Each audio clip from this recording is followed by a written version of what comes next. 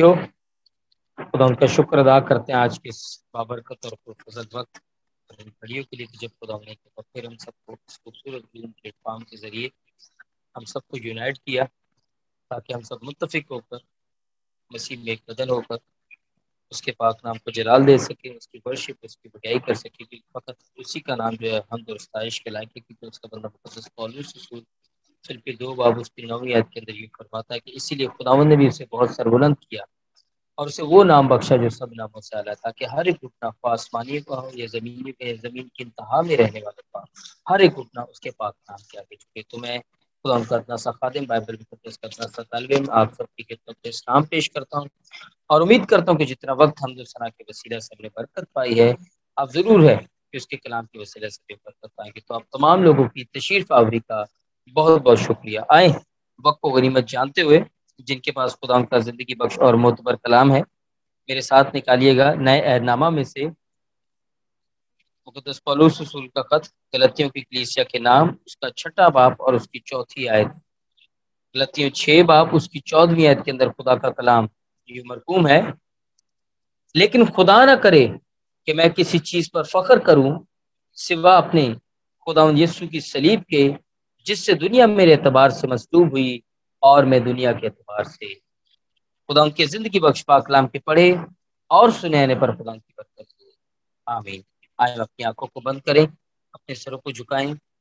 اور خدا ان سے دعا مانگیں۔ اے میرے خداوند، اے میرے خدا، میں تیرا شکر ادا کرتا ہوں ان قیمتی لمحوں کے لیے، ان وقتوں کے لیے کہ جو تو ہم سب کی زندگی میں بخشتا ہے، تاکہ ہم تیرے بیٹے اور بیٹیاں کہلاتے ہوئے خداوند لائق طور پر تیری ورشپ اور تیری عبادت کر سکیں۔ آج شام خداوند جب تیرا پاک روح یہاں جنبش کر رہا ہے خداوند، ایک ایک جان کے اوپر خداوند تیرے روح القدس جنبش کر رہا ہے، ہم تیری شکر گزار کرتے ہیں خداوند۔ اور پاک خدا جس طرح تو نے حمد و ثنا میں ہماری مدد، ہماری رہنمائی، اب کلام کے حصہ میں خداوند تو ہم سب کی مدد کر، خاص کر مجھ خاکسار کے ساتھ ہونا، بولنے کی حکمت اور دانائی بخشنا، تاکہ تیرے روح القدس سے معمور ہوں، اور جب تک خداوند تیرے برحق کلام کی خداوند سچائیوں کو خداوند ہم سب مل کر سیکھیں، تب تک خداوند تیرا پاک ہم سب کے ساتھ اور مدد کر، رہنمائی کری، سب کچھ مانگار پایا تیرے قدوس نام، آمین۔ ابھی آپ نے خدا کے کلام میں سے ایک حوالہ سنا کہ جہاں پر خدا کا بندہ مقدس پولس رسول غلطیوں کی کلیسیا کے نام یہ فرماتا ہے، اور وہ کہتا ہے کہ لیکن خدا نہ کرے کہ میں کسی چیز پر فخر کروں سوا اپنے خداوند یسوع کی صلیب کی، جس سے دنیا میرے اعتبار سے مصلوب ہوئی اور میں دنیا کے اعتبار سے۔ اگر ہم اپنے ارد گرد نظر دوڑائیں یا لوگوں کی طرف غور کریں تو اس دنیا میں بے شمار ایسے لوگ ہیں جو مختلف چیزوں کے اوپر کیا کرتے ہیں، فخر کرتے ہیں۔ اگر کسی کے پاس اچھی دولت ہے تو اپنی دولت کے اوپر فخر کرتا ہے، اگر خدا نے کسی کو اچھا رتبہ دیا ہے تو اپنے رتبے کے اوپر فخر کرتا ہے، اگر خدا نے کسی کو تعلیم کے میدان میں سرفرازی بخشی ہے تو تعلیم کے اعتبار سے وہ کیا کرتا ہے، وہ اپنے اوپر فخر کرتا ہے کہ جناب میں ایک اچھا تعلیم یافتہ شخص اور دیکھو میرے پاس کتنے ڈگری۔ اس طرح بہت سی مختلف ایسی چیزیں جو انسان کی زندگی میں عمل پیرا ہوتی ہیں، اور ان چیزوں کے بلبوتے کے اوپر انسان خود پر کیا کرتا ہے، فخر کرتا ہے۔ لیکن یہاں پر ہم دیکھتے خدا کے کلام میں سے کہ خدا کا بندہ مقدس پولس رسول برملا اس چیز کا اقرار کر رہا ہے، وہ سینہ چوڑا کر کے اس چیز کا اقرار کر رہا ہے، اور وہ اعلانیہ اس چیز کا ذکر کر رہا ہے کہ خدا نہ کرے کہ میں اسی چیز پر فخر کروں سوا خدا یسوع مسیح کی صلیب کے۔ اب سوال یہ پیدا ہوتا ہے کہ آخر وہ یہ ایسا کیوں کہہ رہا ہے، اس کے پیچھے کیا بھید ہے، کیا راز ہے؟ آئیں مختصر طور پر خدا کے کلام میں سے سیکھیں گے۔ آج کا جو ہمارا موضوع ہے وہ ہے صلیب پر فخر۔ آج کا جو موضوع ہے وہ ہے صلیب پر فخر۔ 3 چیزیں خدا کے کلام میں سے، 2 چیزیں خدا کے کلام میں سے سیکھیں گے۔ سب سے پہلے دیکھیں گے کہ صلیب کیا ہے، یہ صلیب کا لفظی مطلب کیا ہے، یہ صلیب ہوتی کیا ہے۔ دوسری چیز دیکھیں گے کہ کیوں پولس رسول یسوع مسیح کی صلیب پر ہی فخر کرنے کا ذکر کرتا ہے، کسی اور چیز کے اوپر کی فخر کرنے کا وہ تذکرہ نہیں کرتا۔ سب سے پہلے دیکھیں گے صلیب کے بارے میں کہ صلیب کیا ہے۔ صلیب جو ہے وہ عربی زبان کا لفظ ہے، صلیب جو ہے وہ عربی زبان کا لفظ ہے جس کے لفظی مطلب ہے آلائے قتل۔ صلیب کیا ہے؟ عربی زبان کا لفظ ہے جس کے لفظی مطلب ہے آلائے قتل، یعنی کہ ایسا ہتھیار کہ جس سے کسی شخص کی جان لے لی جائے، اسے کیا کہتے ہیں؟ آلائے قتل۔ آلہ کہتے ہیں اوزار کو، اور قتل کا آپ کو پتا ہے کہ کسی شخص کو جان سے مار دینا، یعنی کہ ایسا تھا جس سے کسی شخص کی کیا لے لی جائے، جان لے لی جائے۔ پرانے عہد نامہ کے اندر لفظ صلیب نہیں آیا، بلکہ اس کے مترادف جو لفظ آیا وہ سولی اور درخت کا آیا ہے، اور تقریباً 56 دفعہ نئے عہد نامہ میں لفظ صلیب کا آیا ہے۔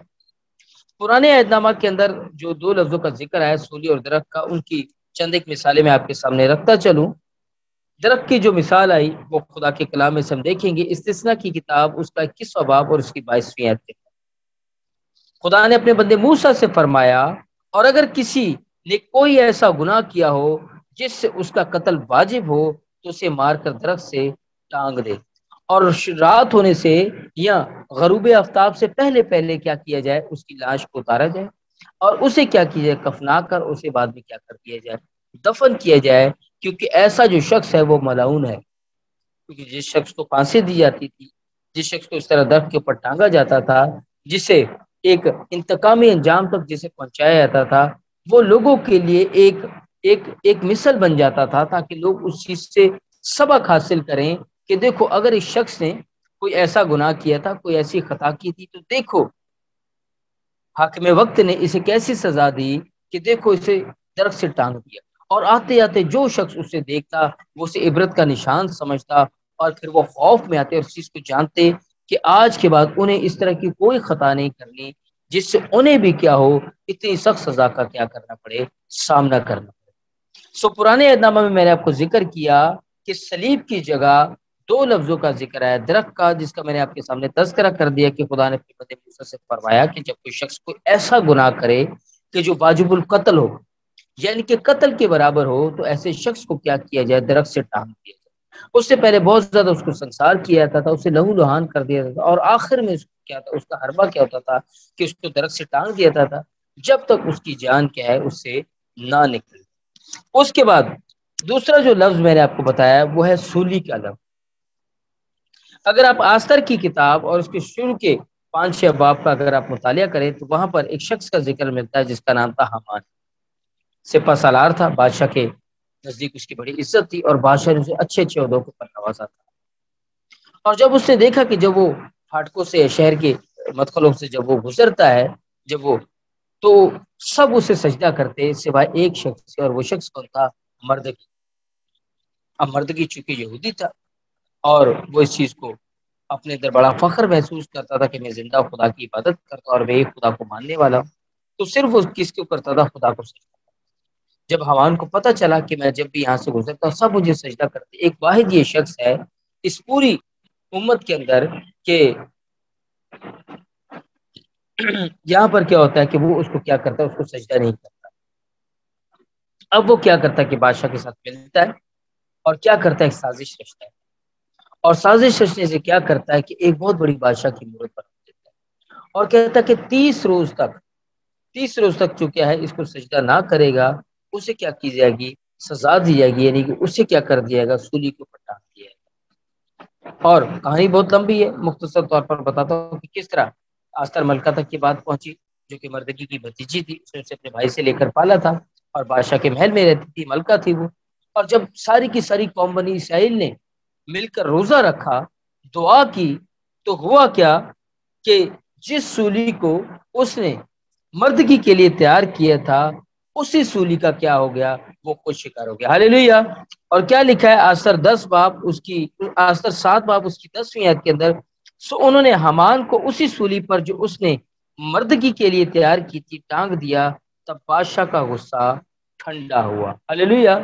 سولی کا مطلب ہے پھانسی کا کھمبا، سولی کا مطلب ہے پھانسی کا کھمبا یا چوبی آلہ، یعنی کہ اس پہ کیا کرتے تھے کہ ایک سیدھی لکڑی کی ایک بلی ہوتی تھی جسے زمین میں گاڑ دیا جاتا تھا، اور جس شخص کو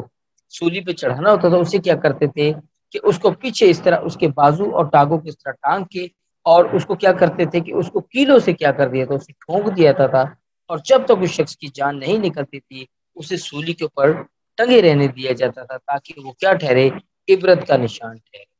اور خدا کا کلام کیا فرماتا ہے غلطیوں 3:13 کے اندر، مسیح جو ہمارے لیے لعنتی بنا اس نے ہمیں مول لے کر شریعت کی لعنت سے چھڑایا، کیونکہ لکھا ہے کہ جو کوئی لکڑی پر لٹکایا گیا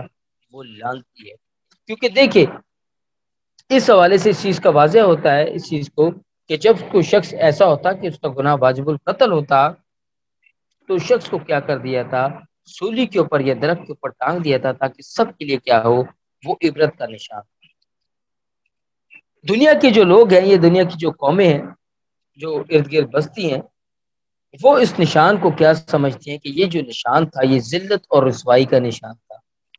یہ عبرت کا نشان تھا، دکھ اور شرمندگی کا نشان تھا۔ لیکن جب ہمارے مسیح نے اس کے اوپر جان دے دی، جب اس نے اپنی قیمتی جان کا فدیہ ہمارے لیے کل بنی نوع انسان کے لیے بہا دیا، تب اسی صلیب کی جو قیمت تھی، اسی صلیب کی جو قدر و منزلت تھی، دیکھیں وہ کس طرح بڑھ گئی۔ کیونکہ جو دوسری چیز ہم جانیں گے کہ کیوں پولس رسول مسیح کی صلیب پر فخر کرتا ہے، اس کی چند ایک وجوہات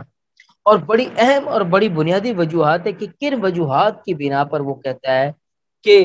خدا نہ کرے کہ میں کسی اور چیز پر فخر کروں سوائے مسیح کی صلیب کے۔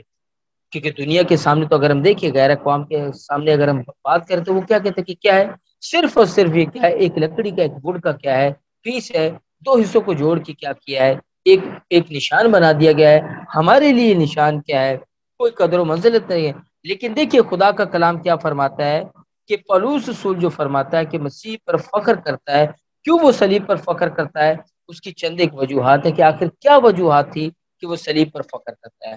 سب سے پہلی ایک چیز تھی کہ کیوں وہ مسیح کی صلیب پر فخر کرتا ہے، کیونکہ مسیح کی صلیب جو تھی وہ صلح کا نشان ٹھہری۔ ہاللیلویہ۔ مسیح کی صلیب جو ہے وہ صلح کا نشان ٹھہری۔ کس طرح؟ رومیو 5 باب اس کی 19 آیت کے اندر، کیونکہ جس طرح ایک ہی شخص کی نافرمانی سے بہت سے لوگ گناہگار ٹھہرے، اسی طرح ایک کی فرما برداری سے بہت سے لوگ راست باز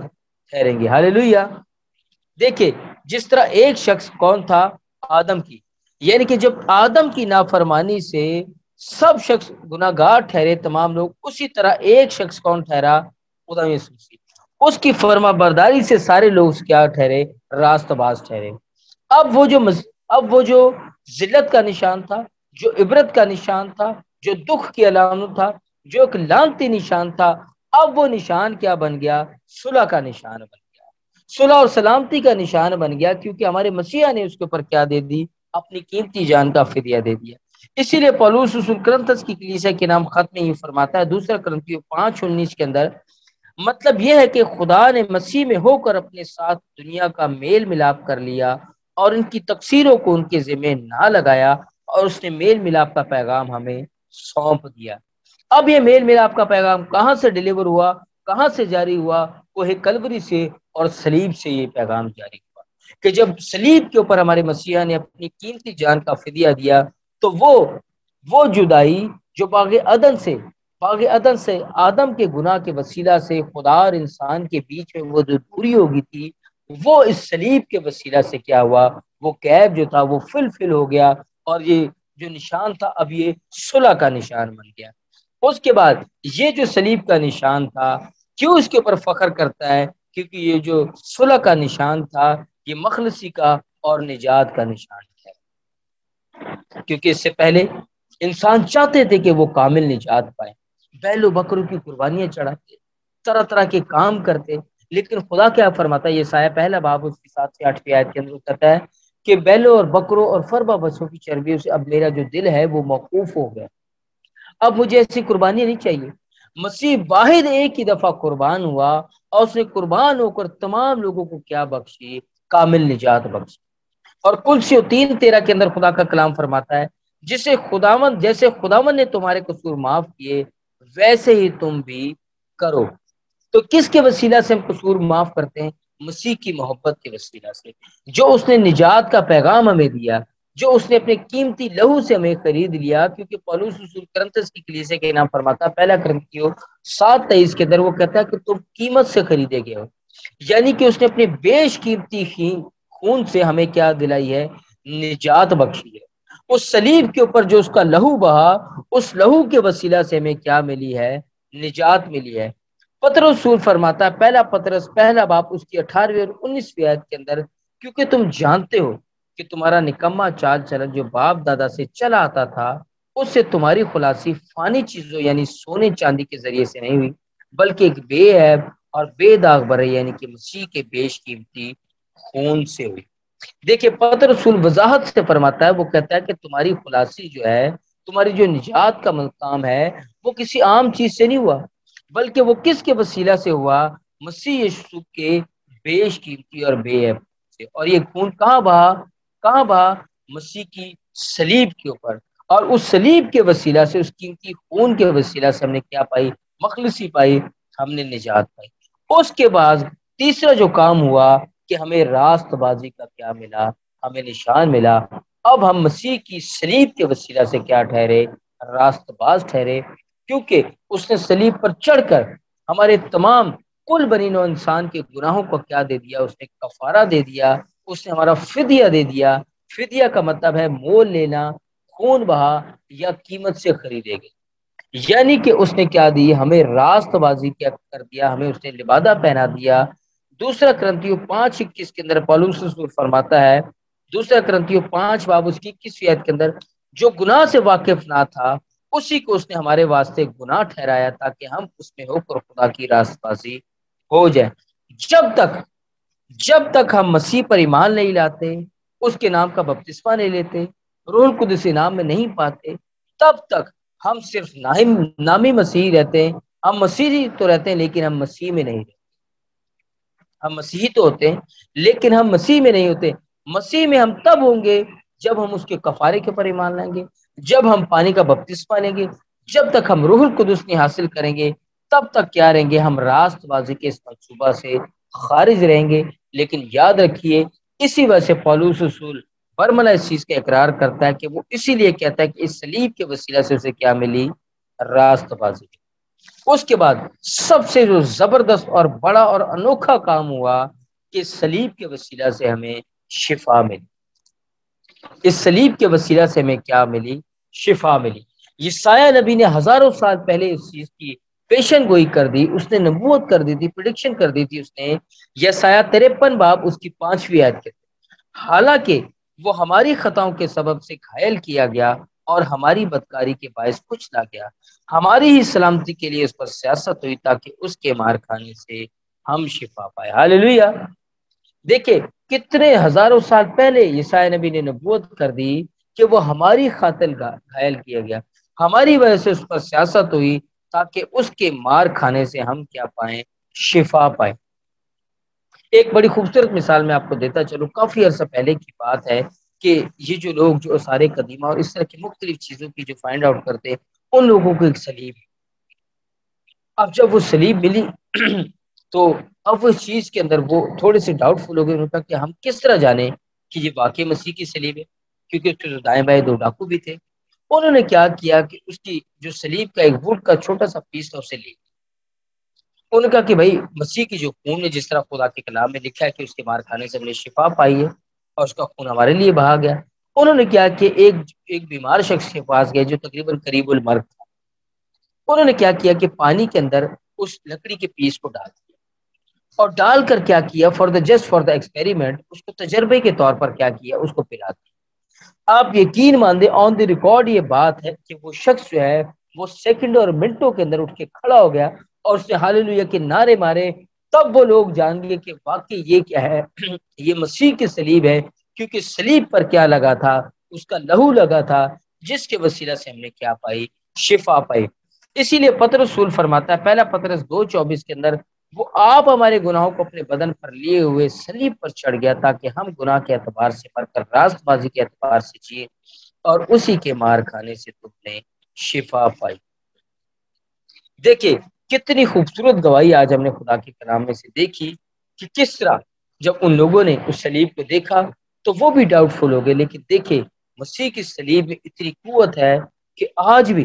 اس کی صلیب کے وسیلہ سے، اس کے لہو کے وسیلہ سے کیا ہوتے ہیں؟ عجیب اور موزانہ کام ہوتے ہیں۔ اس چیز کو ذہن میں رکھیں کہ دنیا کی قومیں، غیر اقوام صلیب کو صرف ایک لکڑی کا نشان ہے، ان کے لیے ایک ہنسی کی بات ہے، ان کے لیے ایک مزاح کی بات ہے، ان کے لیے ایک تمسخر کی بات ہے، وہ اس چیز کو ٹھٹھوں میں اڑاتے ہیں، مذاق میں اڑاتے ہیں، وہ اس چیز کے لیے ایک طنز و مزاح ان کے لیے ہوتا ہے۔ لیکن یاد رکھیے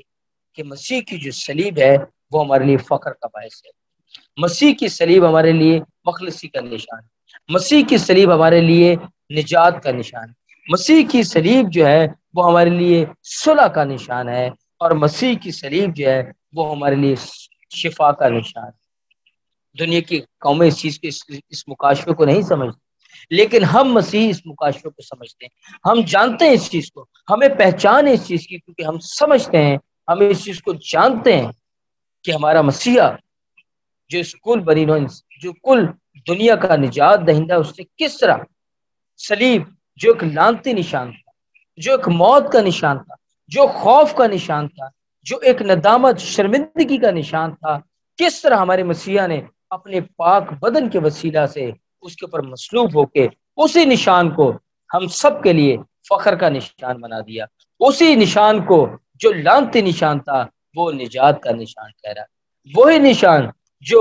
ندامت کا نشان تھا وہ اب فخر کا نشان ٹھہرا، وہی نشان جس پر لوگوں کو موت ملتی تھی، لوگوں کی جان جاتی تھی، آج اسی صلیب کے وسیلہ سے لوگ زندگی پاتے ہیں اور کثرت کی پاتے ہیں۔ سو حاصل کلام یہی ہے کہ جس طرح خدا کا بندہ مقدس پولس رسول فرماتا ہے پہلا کرنتھیوں پہلا باب اس کی 18ویں آیت کے اندر، کیونکہ صلیب کا پیغام ہلاک ہونے والوں کے نزدیک تو بے وقوفی ہے، لیکن ہم نجات پانے والوں کے نزدیک خدا کی قدرت۔ سو اس چیز کو ذہن میں رکھیں، جہاں تک ہو سکتا ہے صلیب کے اس پیغام کو دنیا کی انتہا تک پہنچائیں اور لوگوں کو بتائیں کہ اب یہ وہ نشان نہیں ٹھہرا کہ جو پرانے عہد نامہ کے اندر لعنتی نشان تھا، دکھ کی علامت تھا، رنج کی علامت تھا، لعنت کی علامت تھا، اب یہ نشان فخر کی علامت ہے، صلح کی علامت ہے، شفا کی علامت ہے، نجات کی علامت ہے، اب یہ ہماری مسیح کی علامت ہے، اور ہمیں اس کے اوپر کیا کرنا ہے؟ فخر کرنا ہے، اور فخر کر کے لوگوں کو بتانا ہے کہ یہ وہ صلیب ہے جس پر ہمارے مسیح نے اپنی جان دی، اور اس صلیب پر ہم کیا کرتے ہیں؟ فخر کرتے ہیں۔ خدا اس کلام کے وسیلہ سے ہم سب کو بڑی برکت دے، آمین۔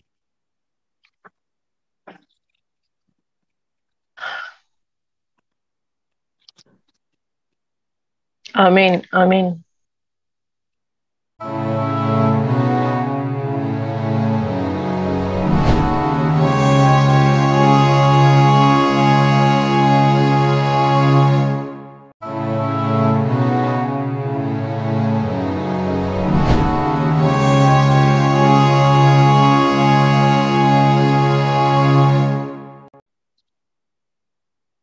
جی